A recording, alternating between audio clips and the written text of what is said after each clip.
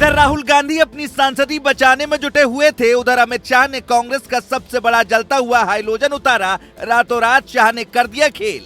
मोदी ने अपने मुस्लिम दोस्त को दी बहुत बड़ी जिम्मेदारी। लाखों मुसलमान आए मोदी के साथ। मोदी के एक दांव ने खत्म कर दी कांग्रेस की सियासत। वो मोदी को पहले समझता था अपना दुश्मन, लेकिन अब योगी के लिए भी बजा रहा है ताली। कह रहा है सीधे कर्नाटक आओ योगी, यहाँ बुलडोजर चलाओ योगी। इसीलिए कहते हैं कि कभी भी मोदी और योगी से पंगा नहीं लेना चाहिए। इधर कांग्रेस मोदी सरकार को राहुल गांधी की सियासत खत्म करने की जिम्मेदार मान रही थी, और उधर मोदी ने मुसलमानों के लिए ऐसा दांव चल दिया जिसके बाद अब कांग्रेस के पसीने छूट गए। कांग्रेस को कुछ समझ नहीं आ रहा है कि आखिर बीजेपी ने उसे इतना बड़ा झटका कैसे दे दिया, और उसे कुछ पता ही नहीं चला।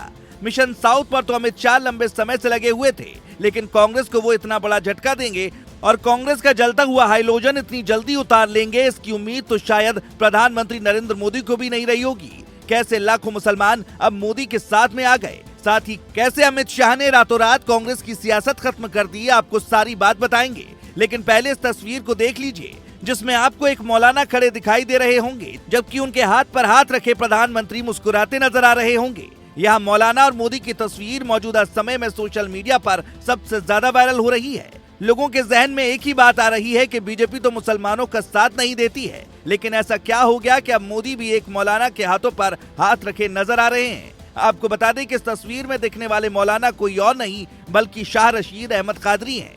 कर्नाटक के बिदरी कलाकार शाह रशीद पद्मश्री सम्मान लेने के लिए राष्ट्रपति भवन में पहुंचे थे, जहां पर प्रधानमंत्री मोदी ने उनसे मुलाकात की। प्रधानमंत्री सभी से बारी बारी मिल रहे थे और रास्ते में ही शाह रशीद भी उन्हें मिले, लेकिन इस दौरान उन्होंने ऐसी बात बोल दी कि मोदी को वहां रुककर उनसे हाथ मिलाना पड़ा और दोनों की दोस्ती हो गई।